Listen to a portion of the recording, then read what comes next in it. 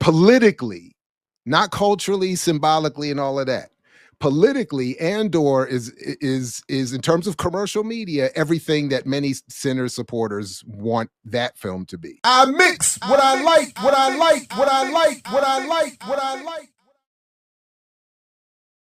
There is one other thing about that I didn't say in those initial thoughts was that it's been bothering me a little bit too. And I know there's a line in there to defend it, but are we just going to pass over the fact that remember the protagonists are gangsters who want to become businessmen. That theme is not new. Just one thing. So we're used to rooting for the smart gangster trying to go, legit. But are we just supposed to pass over, like we are supposed to just pass over the fact that they shot two black men who, out of poverty and necessity, were looking to steal? And even after, because I know that the defense of that is in the film is one of the attempt, one of the thieves is saying, "I didn't know it was you." Because it's one of the twins is like, "You robbing from me?" And the dude's like, "I didn't know it was you." But he shoots the other one anyway, just at a GP to let folks know it's not okay to steal from him. And we're just supposed to be like, we're supposed to root for that.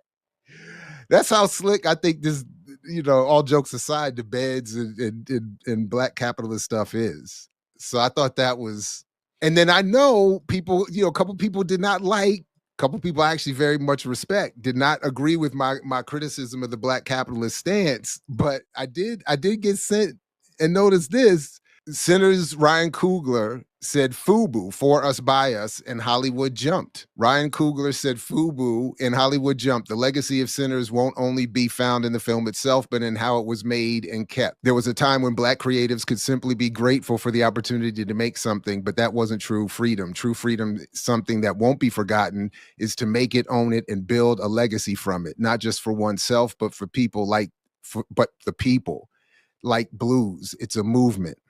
And I'm sorry. I think this, and again, this is not to condemn anyone really, but it's just to say we're again being invited that to find our universal hope in the scattered success of this one really rare, in terms of opportunity and maybe talent, filmmaker, not just for himself. So his ownership of his film, congratulations. In 25 years, apparently he gets to keep it.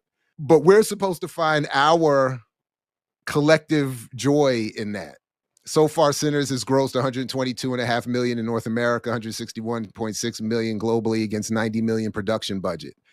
By the way, who gets the majority of that money? Even with Coogler the ownership reverting to him in 25 years, who's getting the majority of that money? Glowing reviews and audience enthusiasm seem likely to keep turbocharging the film at the domestic box office even as the summer movie season kicks off. Over the weekend, director Ryan Coogler and star Michael B. Jordan's vampire thriller stayed strong as several new movies landed on the big screen. Yeah. This one is for us, by us, and oftentimes in Hollywood, because this is truly FUBU. Yeah. This one is for us, by us. If the Sinners movie did great, wait until FUBU For Us, By Us series film.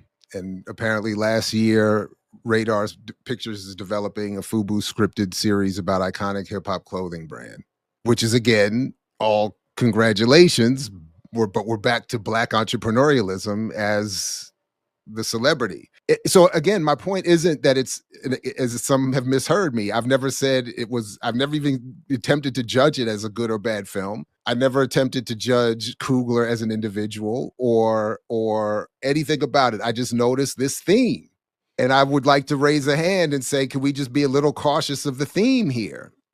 And because as a lot of people talk about liking it, except for the Black Christian community, the Black Christian TikTok community is apparently on fire. Sorry. They are not happy at all. So I'm not condemning it on the basis of that. In fact, if anything, I like the criticism of religion that the film has. But all I'm simply saying is, can we just notice a couple of the themes and maybe reassess what we think some of the politics are. There's a lot of folks are saying a lot, but as Coogler, and I did show it, he says himself, you gotta fill in the gaps. I'm not trying to lead you anywhere. And that's, and let me just add on a little bit to what I was talking about last night. This is the full story that I was referencing there. And it actually says more that I think makes the point that I'm trying to get to here in a story by Richard Newby for The Hollywood Reporter, Sinners, Coogler, and Questions of Ownership. There was a time when Black creatives could simply be grateful for the opportunity to make something, but that wasn't true freedom. True freedom is to make it, own it, and build a legacy from it, writes The Hollywood Reporter contributor Richard Newby. So again, part of what I'm arguing here is that this underlying theme that runs throughout this film is being promoted and used as part of the promotion for the film. Ownership, and in particular, Ryan Coogler's eventual ownership of the film. But as I've been arguing for years, mostly in the context of hip hop and other forms of popular culture, the point of ownership, that is specifically, as I've been talking about for years, as it relates to the ownership of various media outlets, people talking about the value of Black owned media. If the ownership, what people fail to realize, what is often missed in these discussions about ownership in media in this society, is that ownership is again subservient to the role of advertising and investment, and in some cases, the whims and will and interests of white affluent consumers. So Coogler can end up owning the film, that's fine, but that does not mean he will have the ability to greenlight films, to platform films, to invest and develop and produce and create films. And it does not mean that the films he creates will not still be beholden to having to appease a largely white affluent audience for quote unquote success. Welcome back to Breakdown Friday. Joseph Ward, Patrick Irvin, Professor Carl Tone Jones, and we are here breaking down the video from Dr. Jared Ball's YouTube channel, I Am Willie, I Am WILI, and I'll drop a link for the full video and his YouTube channel in the description. But I thought this was a very interesting topic that would lead to an interesting conversation. I was listening to Dr. Jared Ball the other day. I was watching some of his videos the other day, and I was like, oh, he'll technical Ted. I was like, Pat, you got competition, he'll technical Ted. So I was like, all right, so we're gonna bring this technical over here to the breakdown, see, and test it out against Pat technical test, like Goku and Vegeta, who gonna win, right? I'm just playing, but I thought about Pat. I was like, yo, technical Ted cat. But I thought the conversation was interesting because it was talking about, does ownership equal freedom? And I started thinking, I was like, does ownership equal freedom? And I was like, well, it can in some ways, and in some ways it may not, because just because you have ownership of something doesn't mean you don't have constraints. And if you have constraints on what you own, does it give you true freedom? Because we're talking not just being able to call the shots, but to be able to fully express or fully reap the benefits or fully create with no constraints, with nobody telling you what to do, with no kind of repercussions that will come with it, like true freedom. Because Black people, we are hell-bent on being owners, and there's nothing wrong with being owners, but we are also trying to be owners within the system or within systems that we don't control or we don't have the power over unless we go and create the arena for ourselves. And often we don't do that. So we do find ourselves at the mercy of others. And he mentioned advertisements or investments. But I was like, I think this might be a good old breakdown conversation. So y'all let me know what y'all think. Does ownership equal freedom? Just because I'm the owner, just because I'm in charge, just because I run things, just because I call the shots, just because I pay the bills, I'm the HNIC over here. Does that mean I am truly free?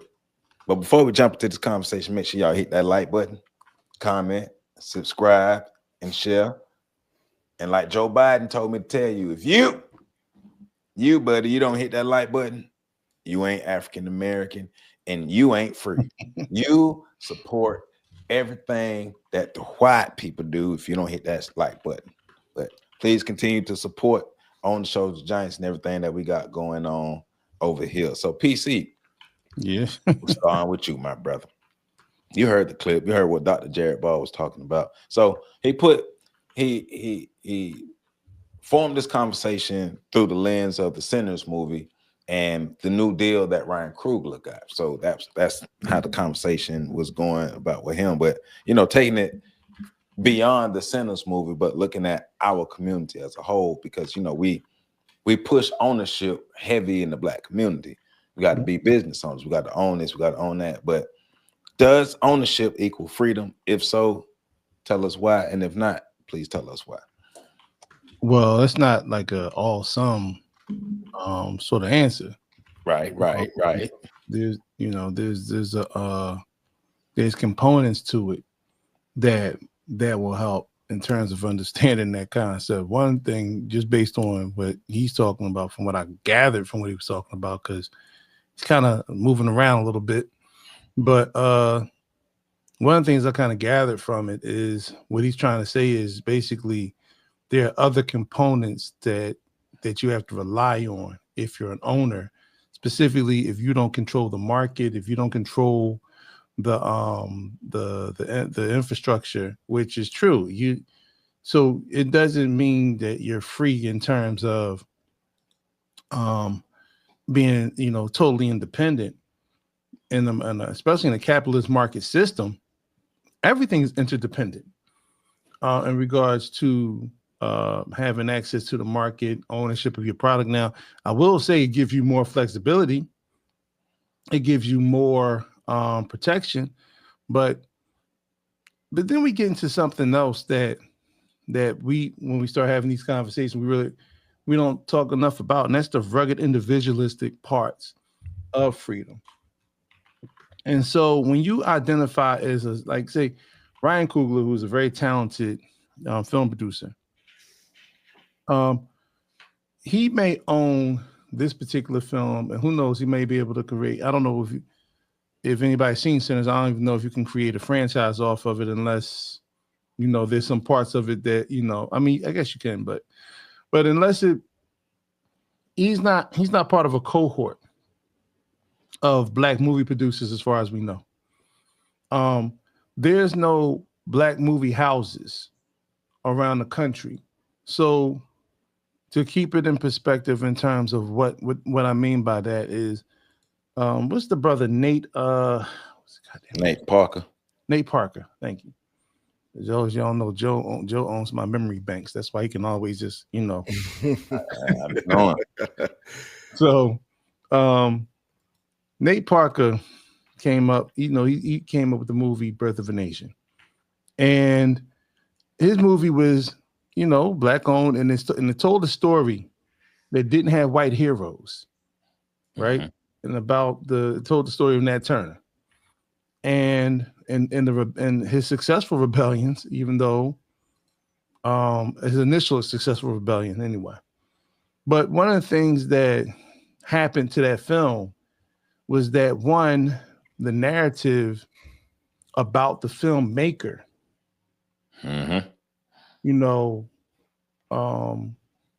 which labeled him as an offender, right? Even though he was acquitted in the trial. And if anybody knows about Pennsylvania, Penn State, the area state college where he was actually accused, that's white Pennsylvania. All right. And it was a white woman, but yet and still you had hordes of Black women who joined in the sisterhood in terms of, protesting the movie, being loud advocates against supporting somebody who they identified as an offender, right? Then you had the movie theaters themselves. Every time we go to the movies, I went to the movie theater here in Philly, but this was reported all over the country. When Black people were trying to get into the movies, the concessions box at the ticket counter, they would tell you that the movie was sold out. So what many of us had to do was buy tickets to other movies to come in and see the film. So you get into the film, it's an empty theater. So how can this be sold out if there's nobody in the theater? And you can tell that this was a cohesive effort, an agreement across, across the country, because it wasn't just Philly; it was happening in every city, every state. So, so another movie got box ticket sales because we wanted to see his film. So he didn't even get the financial benefit of us seeing his film. So if we don't own the movie houses, or at least a movie house in every city, every major area, then that doesn't necessarily equate to freedom, because it's very easy to blackball black men who make films, who have ownership. It's very easy because the world wants to think of the worst of us, and there's heavy disdain for black men anywhere. So in regards to the ownership leading to freedom, it's all contingent on how much do you own and how much of your freedom can you purchase. And with that, I'll land the plane. Yeah. How much do you own? How much do you control? How much, how many others can you control? Because the Nate Parker situation is a great example, because he was the director of the movie, if I'm not sure.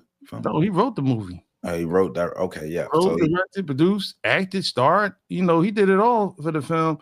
And it really speaks to is, as black people, specifically black men, we can't trust the world to operate in good faith when it comes to us. Because they straight sabotaged that movie. Yeah. And it was a good film. Okay, PC, you got a little country in you because you said movie house. I had to think for a minute. What I mean by movie houses is because more than just theater, right? And this is an idea I've been proposing, and I talked to y'all about it. I said, as if we really wanted to center and change some narratives in the black community, every major city need to have a place where we can actually meet, congregate, but also put out the propaganda that's best works for us, which is a film house, a movie house. So if you have a building that can seat maybe 300-400 people, and you had a projector and you can watch a film, watch a movie, one of the things you can do is you can actually control the optics and also the business aspect of bringing a movie or spreading a movie or spreading around the country, because in every major city, we can guarantee that this will be shown at these particular times, but we would be able to work that out. We would be able to create that network amongst ourselves. But so maybe it's country, but the movie, the whole concept was based on the fact that, I remember when we came out the Independence Day Project, it was very hard to find places. Still to this day, it's very hard to find places that we can say, okay, can we show the film at this location? Well, yeah, I think now that you say that, the three of us all have experience and understand the difference between ownership and freedom. Mm-hmm. Because we outside. Man, always. I'm filming outside right now. Don't mind this wall. So, but as authors, I would love to have my book everywhere I want it to have, but I don't control that. Now, I own everything that happened to my book, but my book has not set me free or brought me freedom or brought me closer to freedom, as far as not being able, I can get further if I give up more ownership, put it like that. Well, I'll give you two like this too, Joe. If black people actually started operating like the monolith that people say we're not, when it came to certain things, then there'd be a whole different conversation. I remember there was a sister about 15 years ago, and I was in this group on Facebook. The sister came out with a book, and I, want to show my support, so I bought the book. Now, I have not read a page of this book, but I bought the book because she was selling the book. I came out with that's when I was shopping my lectures. Hey man, don't be saying stuff like that. I'm ignorant, man. I'm gonna laugh and I ain't gonna stop, man. No, it's not, but I'm saying for a point. So now her book costs like $25, no problem. So my lectures, my DVDs were $10. You know what the sister said when I shared my lecture with her? The thing, well, congratulations. And I said, well, I just bought your book. She said, well, one is not contingent on the other. Yeah, but I think that's one of the things that the brother was getting at. We talking about some of the different variables that go into actual freedom versus ownership. Is you still have to put the human element variable or the Black American experience, psyche variable in there, because, like you said, our direct behavior towards each other stifles our own freedom. So Pat, well, before I got to give a shout out to Meek Kim and Michael Anthony Clark Jr. I appreciate both of you for your continued support, helping On the Shoulders of Giants keep doing what we do and supply my Black History School kids with snacks and supplies. We appreciate you. So Pat, man, jump into this conversation, man. Does ownership equal freedom? Because you heard what Dr. Jared Ball was saying. You heard what PC said. You heard what I've been saying. Does ownership equal freedom, in your opinion, for Black Americans? And if not, what can freedom look like, or what should freedom look like?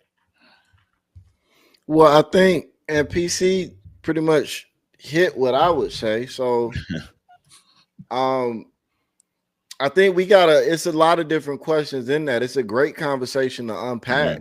You know, we're talking about the means of access versus the thing itself. You know, when we start talking about the system versus the cog, because one person can't own the system, right? But one person can't own a cog. And so, you know, what happens when you have ownership in a single cog in the machine? You know, well, it depends on which cog it is and what that cog is connected to. And so I think freedom in and of itself is an interesting theoretical construct that does not exist. Okay. And so I think one of the things that we, particularly as Black people, like, we treat everything as if it's an on-off switch. Like, you either have freedom or you don't. Right. And that's not the way the world works. The only way it works like that is if it's only two people on the planet and one of them subjugates the other one. Well, in that case, one person has freedom and the other one doesn't. The moment you add a third person to the mix, freedom now becomes a spectrum. It's no longer an on-off switch. Now it's okay. Now we, as a group, as two of us, can overpower this other person and oppress them. But we still have to navigate the space amongst each other. Right. And the more people you add to the mix, the more settings you put on the dimmer knob for freedom. And so when you add 8 billion people to the mix, that's a lot of settings. It is. So because power is still a variable as well. It is. And power, you know, my theory on power is everybody is born with a small amount of inherent innate power, ability to influence. The people that become powerful manage to pull that small amount of power from a bunch of different people. And so going back to individual power comes from right. And so the foundation of everything is the individual, be it their ability to move physically. Go ahead. Individual freedom comes from group freedom as well. Yes, they interplay, like the arrow goes both ways. Yeah. So I think when we start talking about this ownership equal freedom, well, now we're talking about two theoretical constructs. Like, what's the real world application? Do you really own anything? I mean, technically, you don't even technically own your life. If we're being real about it, you have control over it for the most part, but you don't own it. Ownership to me means that it is mine and nobody else can infringe upon it or do anything to it without my say so. Unless I have the power to do so. Okay, so then we're saying ownership exists underneath the umbrella of your ability to exert power to control it. Right. And so then we go back to, we're talking about this on and off switch, and it's not an on and off switch. So get back where you saying freedom ain't really freedom. Right. Freedom ain't really freedom. Ownership ain't really ownership. So when we start having these conversations, for me, it doesn't matter if you own the cog, if I own the input and the output channels.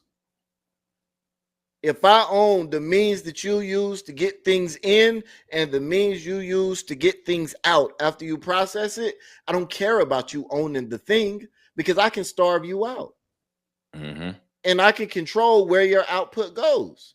Mm-hmm. So you saying Black ownership of creative spaces, intellectual property, which again is another like theory. So now we're just playing with all these theoretical constructs, you know?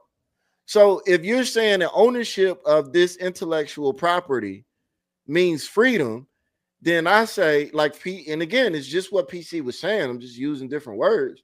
All right, you own your movie. I own the movie houses.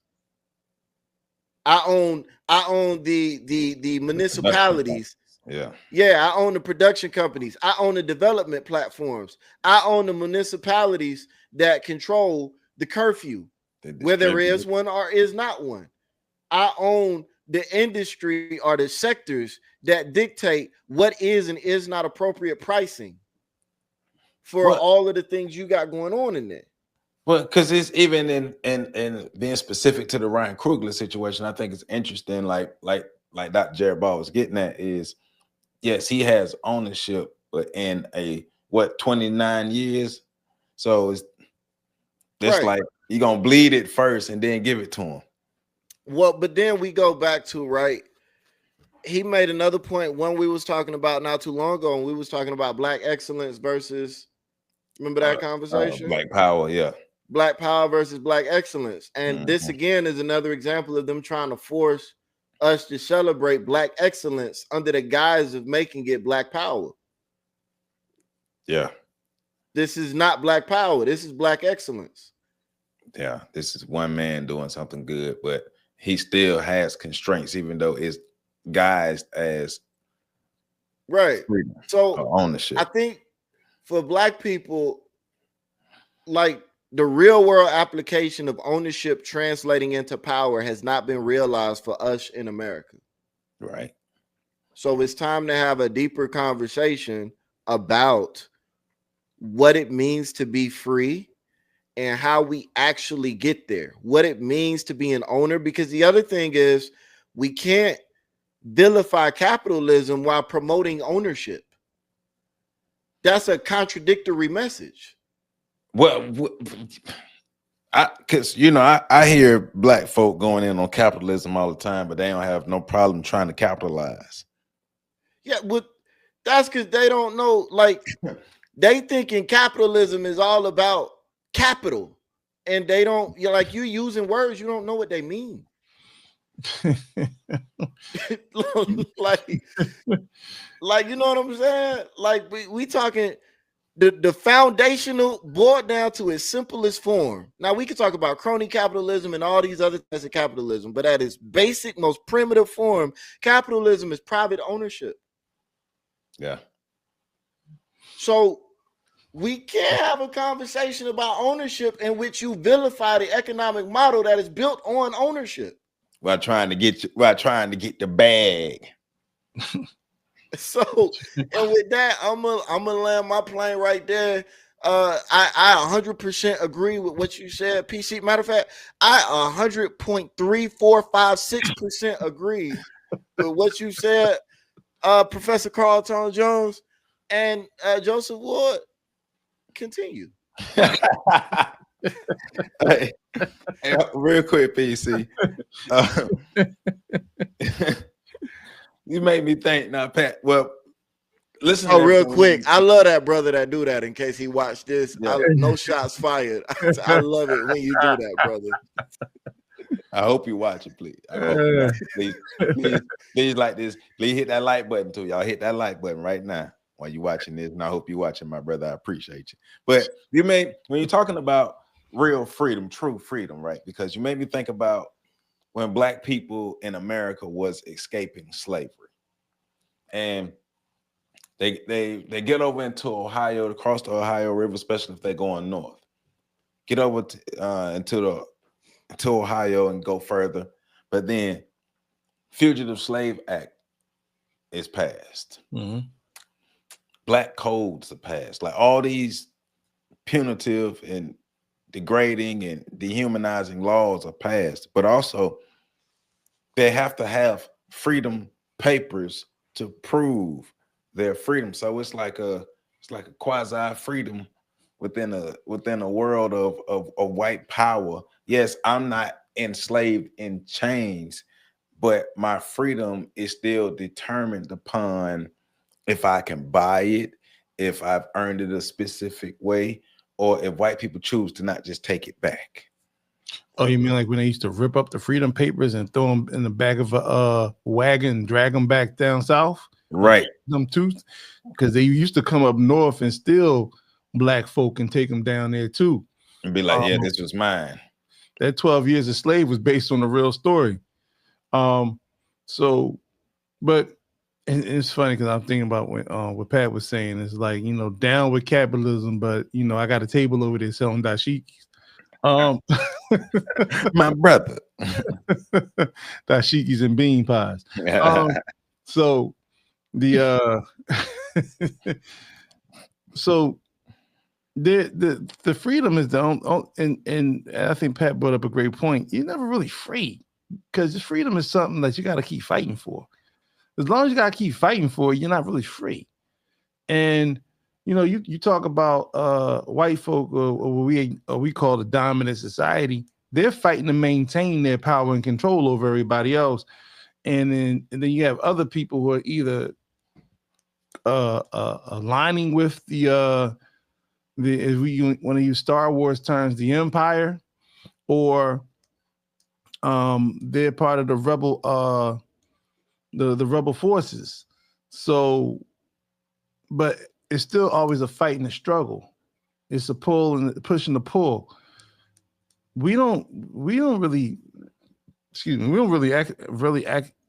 know what freedom is. Right. That's why, and it's ironic that we're doing this now in a few weeks from Juneteenth. Well, another great example of what is not real freedom. Yeah. But you'll have brothers and sisters out there with shirts saying, "You got your July 4th, I got my Juneteenth," and they want to have barbecues and cookouts and all those other things. You were granted your Juneteenth.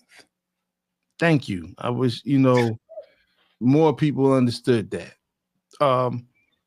And because of that, there was until recently there was you had to have a congressional vote to stave off slavery every 25 years. A lot of people don't know about that.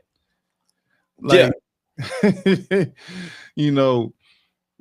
so the rugged individualistic piece is important because we don't work as a cohesive block, because you can attain some measure of freedom if you identify or you're perceived to be consolidated as a nation of people. All right, I'm not necessarily talking about us creating a situation where we have our own pledge of allegiance or anything of that nature, but we have an understanding about how we move and how we operate, and that we're going to protect each other, we're going to support each other, because the notion of it's funny because some of our Black people, all especially in the movement, resort to Marxists and other forms of socialist and communistic thoughts and ideals, and anti-capitalism, but are still trying to sell you shit. And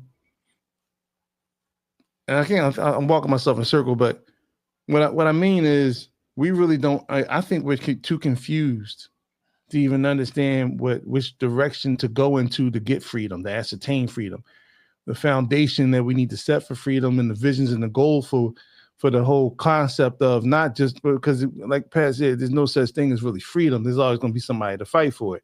Haiti got their revolution, and Haiti got their independence, and then the island got surrounded by a bunch of warships and forced into a submissive state where they had to pay reparations for over almost 200 years. So we have to understand freedom comes with power. Right. And just even the notion of freedom comes with power. We don't understand what power is. We don't understand what freedom is. Right. Like, so, or we don't like what power represents in our hands. I don't think we trust ourselves to be effective wielders of power. Ooh, because it comes with a word called responsibility. Responsibilities. Yeah. So, and we don't want to really be responsible for that. We really want to. That's why I keep saying black people are going somewhere saying, petitioning America for our reparations, petitioning America. Exactly. It's like, become powerful enough to make a demand. Become powerful enough to take your shit. Taxes come, guess what? They don't ask you for taxes. They take taxes out your check. That's the difference. And so this reminds me of the conversation, like when I be watching the white boy podcast and they be talking about relationship with the white girls, and they be sitting around the whatever podcast I be watching that, and they be talking about rights in America and rights and privileges, and talking about how women were given the right to vote. Women were given the right to do this. Women were given the right to do that, because they're trying to get women to understand how, you have rights, more so privileges that are disguised as rights that were given to you by men who, if they collectively wanted to, could take it back at any time, and there's nothing you could do about it. And so it's the same thing with us, like this quasi or this whatever idea of freedom that we think we have can be taken from us, especially over here in America. It can be taken from us at any time. So are we truly in a position of freedom? Do we truly have real freedom for ourselves if it can be taken back at any time, or even if it had to be given to you? Well, think about it like this: as black people, when white children are born, they are natural born citizens of America, right? When black people are born, based on the 14th Amendment, we're naturalized citizens of America. What that mean? What that mean for the people? One is protected based on your birthright. The other one is constitutionally given, which means the Supreme Court giveth, the Supreme Court, Congress and Supreme Court can take it away. Man, so I'm not born with inalienable rights and freedoms. No, your freedoms and rights in this country were guaranteed to you by the 14th Amendment, which can be amended. So they lied to me, Pat. Well, I think the challenge we face is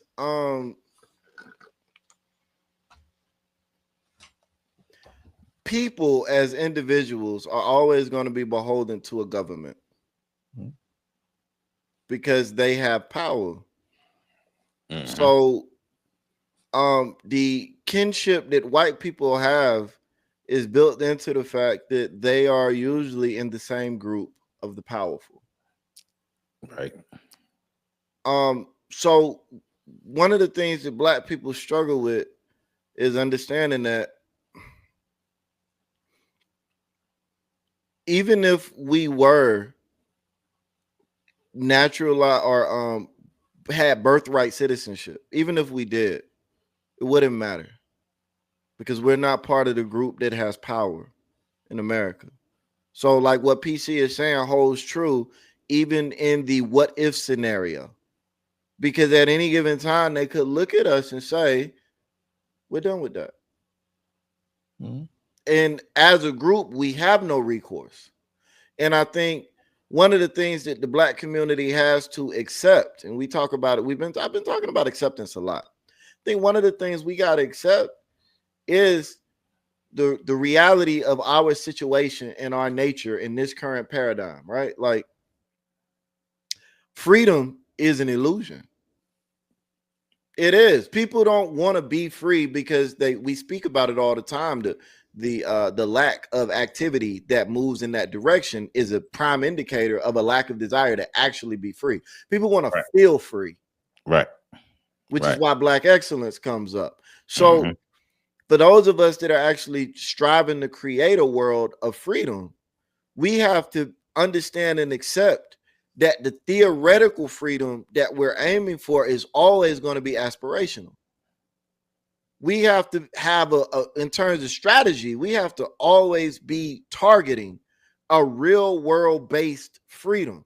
And that is a freedom with extreme limitations on it. We think about it even with wealthy people. And this is just to emphasize the point of how you're always at the beck and call of the nations because they're the larger, more powerful groups.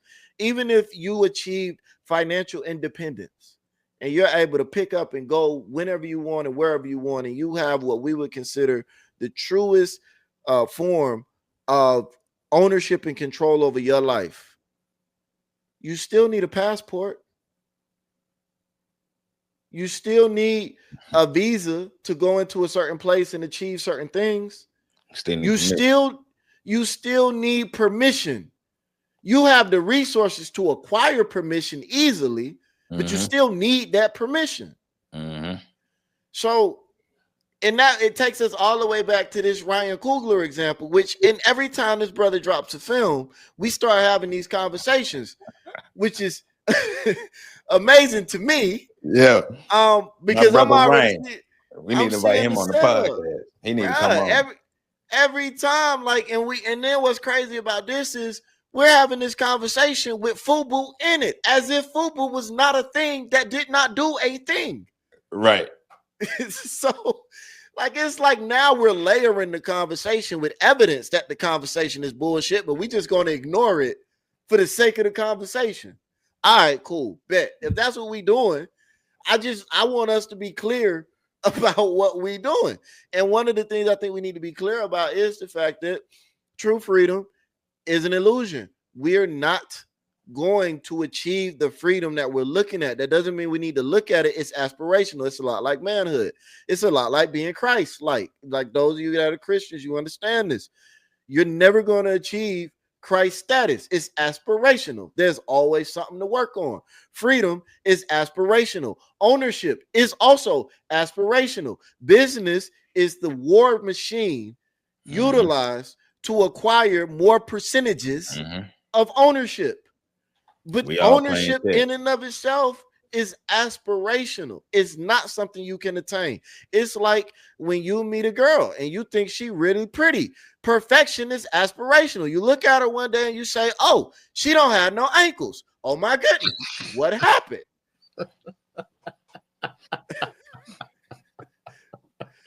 It's all aspirational. If you with her, that don't mean you break up with her. It just means like, oh, okay. So that's what we doing. And it's the same with women. You see a dude and you realize, I don't know, maybe his belly stick out further than, hey, whatever. I don't know what it would be for women, but for a lot of men, it's ankles. I know that because I'm a man. But maybe he broke. Maybe I don't know what it is. But what I'm saying is we all have to accept limitations. And I think Black people refuse to accept limitations on the theoretical constructs that we use to make ourselves feel good. And I think that gets in the way of actual progress. Well, that's what I'm afraid of long term with the rallying around Abraham Traore.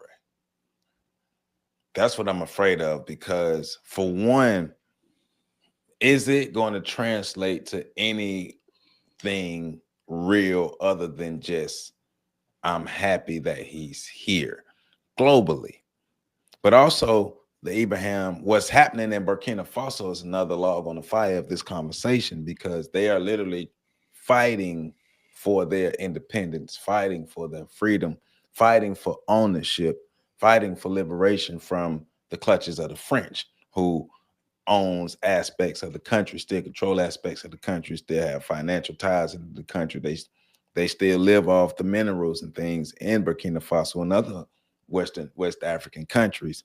And so Ibrahim Traore came to power through a coup, and he has to continue to use military might to stay in power because, of course, Western nations and others are trying to take him out. So far, it's been 19 assassination, probably up to 21 assassination attempts already, but they're still fighting the French for true independence. But going back to the first part of what I was talking about with this is, if it doesn't globally, we can't just be happy. We can't have the Black excellence mindset. You can't just be happy that somebody like Traore is in power and you just happy because he's reminiscent of Sankara. All right. Black power can't be supported by Black excellence. No, it's not going to work. It's not going to work. But that's the consolation prize, isn't it? That's unfortunately. Well, at least we got this prize, right? Right. You know, at least it could be worse. I mean, we could have nobody to look to, or we could have nobody produce a movie. And I think that's the problem, is we accept our position as it's been dictated to us in the world. So anything that goes that doesn't fit into that defeatist narrative is seen as a victory, is seen as a win, when we really should be looking at the defeative narrative as the biggest problem.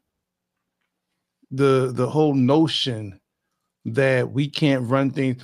I mean, and I'm gonna keep going back to this until, I'm gonna keep beating everybody over the head with this. The fact that we had so many people invested in the last election, but we can't get a peep out of them now. The fact so many of them had all this energy towards issues that weren't pertinent for the Black community. It wasn't, I'm not going to say it wasn't important, but what I'm saying is the prioritizing of those particular issues had nothing to do from the top down with the conditions in the Black community. Right. They just needed mascots to help push it through. Yeah. Mascots happen to look Black. Illusion of power. Right. So, well, no, not the illusion of power, the illusion of being included.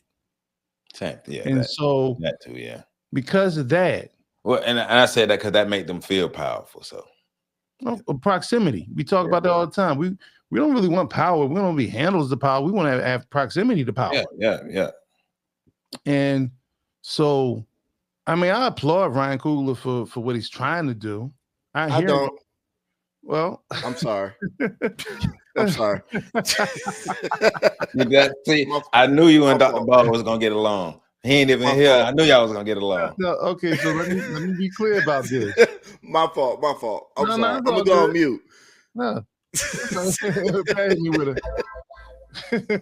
So the reason why I applaud it a little bit, and like I said, I applaud it because I think he's trying to do what he's used to seeing being done.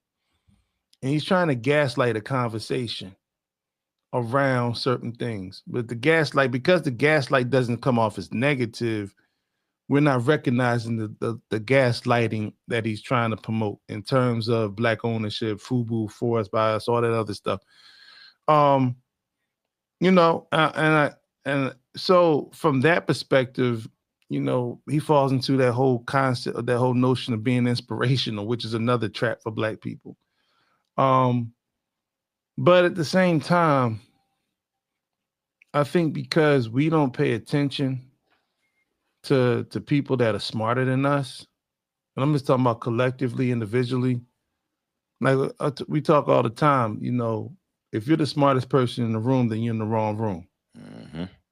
And there needs to be some sort of guidance, teaching that will lead us to move in a way that's productive, if that's our intention, productive for the whole, without creating, trying to do things that just have not worked in the past and show no providence of being able to work in the future. You can't. Malcolm said this, what was it? A little over a week ago, we celebrated Malcolm's 100th birthday, right? One of the things he said was the biggest mistake you can make is trying to build a movement around sleeping people. Yep. And so until the people, Huey P. Newton, there was critique, right? When people were saying, Huey, why aren't we fighting in the streets? Why aren't we doing this? Why aren't we doing that? Why aren't we mobilizing?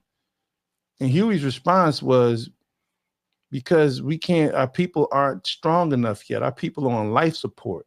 That's why we're doing these breakfast programs. We're doing these food programs. We're bringing the clinics into the communities. And we're out here, trying to get their physical fitness up. We're out here, instilling power into the children every day in the show of force. When we walk around with the rifles and things of that nature, it's because they're trying to be the ones to sort of like pump life back into the community, to get us out of the ICU of the human race, and a lot of times people don't realize that because they have this emotional spirit. And listen, I'll keep going back to this. One of the biggest curses of the Black church that was created here in America was this feel-good narrative. And when somebody says something that makes you feel good, spiritually moved, in that moment, you feel powerful, you're full in that moment. And we believe that all we have to do is convince other people to feel like that, and we can convince them to move, not knowing that feeling is so fleeting that you need to go to church every Sunday to recharge, because Monday, Tuesday, Wednesday, Thursday, Friday, and Saturday drained the life of that moment from you, for most people. And some people don't make it back to Sunday. And that's why they have to have Bible study and choir rehearsal and choir practice. Some people live in church. Amen. Powerful. Amen. So, yeah. No. That was a good point you made about Ryan Coogler. I respect that. That was a good point. Hey, since I was abrupt in my interruption, I wanted to be like, nah, that's a fire point. All right, I'm gonna sit down. But shout out to Ryan Coogler for always inspiring comments. We done had several podcasts off of several of his movies. Yeah, I mean, good, Pat. I'm sorry, because I've been I was gonna say he's becoming a black deity. Especially over here. Yeah, like he is. Like, and it's no shade to him. Like, I think he's doing a good job, like PC said, of trying to drum up conversation in the way that he's seen it done. And I think black people, a lot of us, confuse motivation and empowerment. Mm-hmm. Like, we think they're the same, and they're not. Right. And we think, because we think they're the same, we think all we have to do is one or the other, and people will move. And in actuality, you need to do both, and then there's another step after that. Yeah, we covered that reading the compensatory code. Mm-hmm. Yeah. So you and preferably you empower before you motivate. Preferably. I mean, it's like Sam Carter keeps saying, we don't need no more broke people out here trying to save people, because you're not empowered, so you can't really help me if you ain't empowered. Yeah. Like you give people power, and then you motivate them to use their power to do something. Right. But because we think that empowerment and motivation is the same thing, we think I'm empowering you by telling you to keep going, brother. Mm-hmm. And then we looking at you funky when you don't keep going, brother. Yeah. Why you ain't get to the next step? I told you what to do. I ain't had no resources, but I made you feel good though. Right. And then it's anchored on by quotes. Like, people don't remember what you do, they remember how you make them feel. They don't remember what you say, they remember how you make them feel. All right, cool. What the hell does that got to do with the price of tea in China during the middle of a tariff and during the Trump administration? They ain't got nothing to do with nothing. What are we talking about? You almost made me do a Maya Angelou impersonation. I had to catch myself. But it's like, this is what we doing. Okay, cool. And I keep saying that. All right, cool. I just want to know the rules of the game. right? I just need to know the rules of engagement so I can know how to play. Because I keep trying to play in a way that makes sense. Like I was told recently, the logic that I'm using sound good, but all right, well, what's the but? But if you really want to play and you really want to win, you got to get up. No, Joe. See, you adding stuff in. Ain't nobody say nothing about winning. Oh, just want to play. Yeah, I just said I want to know the rules of the game so that I can play. I gave up on winning like 2 decades ago, bro. I think that's a very good question. Gotta be willing to go with the system then. Nah, but that's not even it though, because we're real good at figuring out the rules, and we're real good at mastery of the rules. And I think we talked about this last week, did we? I don't know, but we're real good at mastery of the rules. We just don't create the rules. So anytime the game is rigged. So I mean, Bernie Madoff said that the game is rigged, right? Anytime we learn the game, they change the rules. It's a labyrinth. Right. The labyrinth is based on the concept of the ever-changing moving maze, exits, entrances, and just as soon as you think you figured it out, the labyrinth changes again. And we don't control the labyrinth, which I think goes back to what Dr. Ball was talking about. We don't control the labyrinth. They control the labyrinth. Like, for instance, On the Shoulders of Giants is yours, Joe. Mm-hmm. But we don't own YouTube. If YouTube decide to be on that bullshit, yes, right. I gotta make a decision. Right. So I gotta make a decision. So I have ownership of my likeness and my brand and stuff that I do. But if YouTube ever want to shut me down, they can. Yeah, and they have done that to several people, lots of people. And so when we talk about, I mean, how many, you try to create social media network. Nobody wanted to leave Facebook to come to it. No, but that's a great point, because that's a great another log on the fire for ownership versus even freedom of power. Because even like you said, there have been many Black-owned social media apps created, but since Black people are not on those apps, those people are it goes out back there if to, they still exist. It goes back to what's more important: access to the thing or the thing. Because even if YouTube decide to act, even if YouTube say, all right, we're gonna be all Black people all the time, and we're gonna give up all our ownership to the Negroes in America. Yeah, right. The ISPs could be like, nah, folks, we're not doing that. The internet service providers, they could be like, you know what? We just gonna block access to YouTube. We just not even gonna do that. So even YouTube itself is a thing that has access to it going in and out. And then if you get to the ISPs, and I done seen Black people say, well, we're gonna start our own ISPs, cool. But then we go back to Big Brother of Big Brothers, the government, which is going to regulate what you can and can't do, the speeds you can and can't allow, all of these other things, which are also going to be regulated by your ability to acquire resources that you can use to build out the infrastructure. So there's always going to be somebody there to interact with you, like I said, and then even then, we got to have a serious conversation, and it's got to be an internal dialogue, because even if we said, all right, as Black people, we're going to shift and do communism, Marxism, right? Even if we make that determination, all right, who are the people deciding who the people are that get the stuff that the people want? Right. So we're still gonna have governing bodies. Yeah, we keep going back to it. There is freedom is an illusion.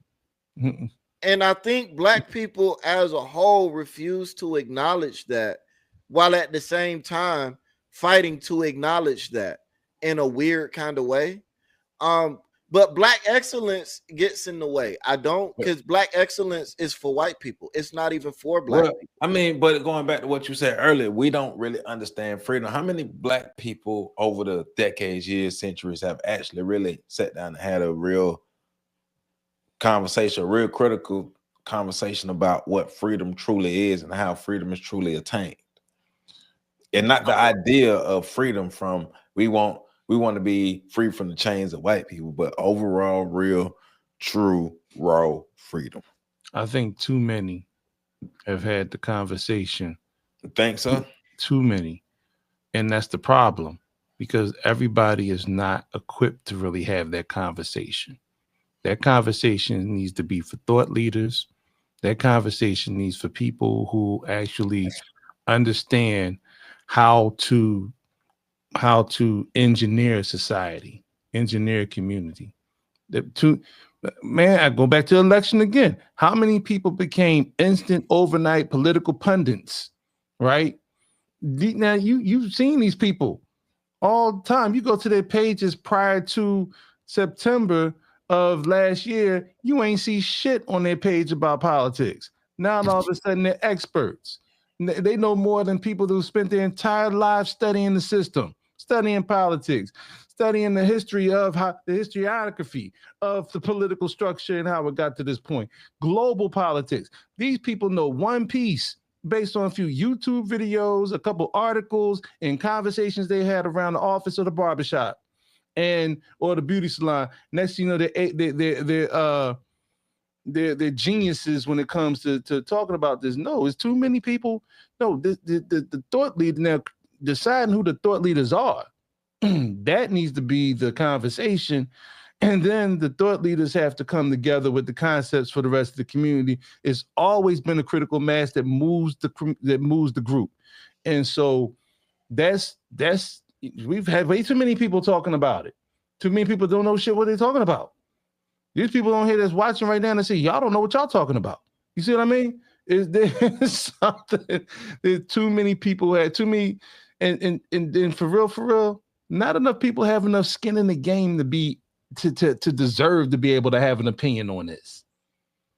And when I mean, people have not sacrificed anything in their life. That's the problem now. We don't want to sacrifice the struggle to get what we need. If it's too hard, but we want to be there for when you're on the last lap of the race, so that we can tell you what lane to run down, and we'll meet you at the finish line, and then we can start talking about building. Mother, we was talking about building in the mud. We were training for this race. That reminds me of when this was years back, right? We was having them conversations. I was telling y'all, I think y'all even joined in. I was asking people, what were you willing to give up? Yeah. For the Black community? Yeah. And found out quickly, most people ain't willing to give up nothing. The question was always, the response was always, well, why do I have to give that up? Right.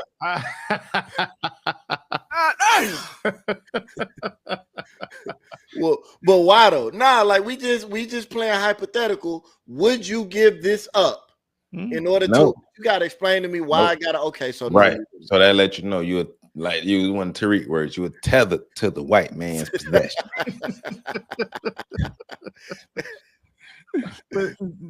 But that's deep though. That's deep remember that. I do remember, because that was a Facebook thread. I do remember that. Yeah. And the conversation was, well, why should I have to do this? Why should I have to do that? It was, why should I? Why should I have to give up anything? And why can't I keep? So I can't get into heaven if I play with the devil. No, because I remember the post. It was sparked off a similar conversation we were having offline. And then you know, as Pat normally did back then, Pat used to write soliloquies on Facebook, y'all. Y'all don't know. He did. I'm a Redditor, I found out. Okay. Full blown blogs on Facebook. But yeah, that was the response back then. That was the response. Why should I? Why should I have to? And that just shows that Negroes are comfortable. And now you're starting to see the uncomfortability of it all, because people are falling apart because that illusion of what they thought they had in terms of their jobs, careers, and handled on this economy. All that stuff is starting to pop up now. And we know because it ain't been easy for us. So we know other people who had not had the ability for foresight to see what's coming down the pike right now. We know that they're going through it. You got people stuck with car notes, mortgages that they can't afford, and jobs that are being cut off. Not just jobs with people being laid off, but whole industries that are closing, shutting down for good. There's no coming back to that job, no coming back to another job like that. And a lot of people, so you want to talk about freedom? Oh, they're real free now. Hey.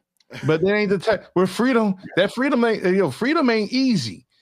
I mean, it's like people that live out in the wild and live out off the grid. What? They call that freedom, but you know what they're doing every day? They're getting up, chopping logs up for firewood. They're out there trying to figure out ways to purify water. They got to heat the water up to take a bath. Yeah, they earn it every day. They got to go out there and kill game. You know what I'm saying? To eat, set traps and check the traps, go fishing and all these different and protect themselves from the other creatures that are out there. The women may choose the bear, but I don't know any men that choose bears. Well, hold on now, because they talking about bears. They might need to watch out for them deers. Like, there's a lot more deers out here too. Like, y'all worried about the wrong animal, putting standing parts on you. Man, listen, yeah, literally putting paws on you. Hoofs. I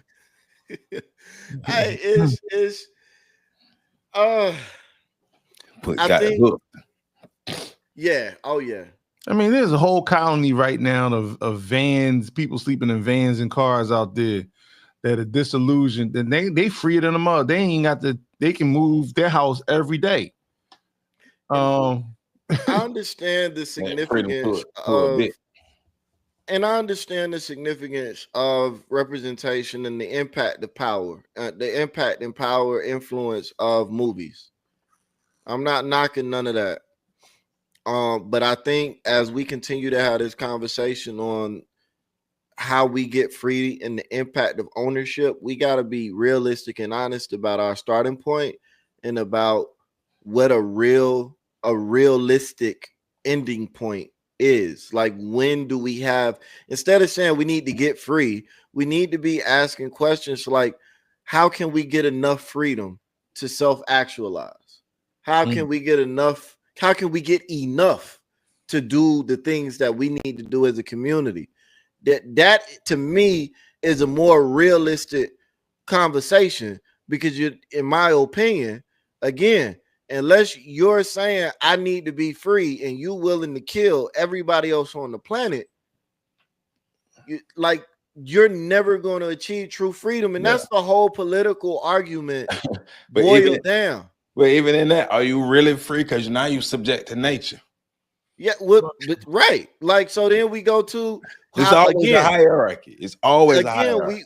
We asking, like, how do we define these terms? Which is kind of how I started this whole thing. How are you defining it? But that is, again, boiling it down to its purest form. We're talking about the conversation versus freedom and equality is a political conversation. That is what we're talking about. Conservatism versus progressiveness. Like, again, all of these fundamental conversations that we're having,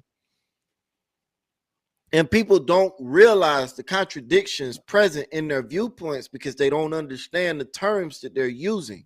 They're just using words and they talking. And a lot of it is being spurred on by TikTok.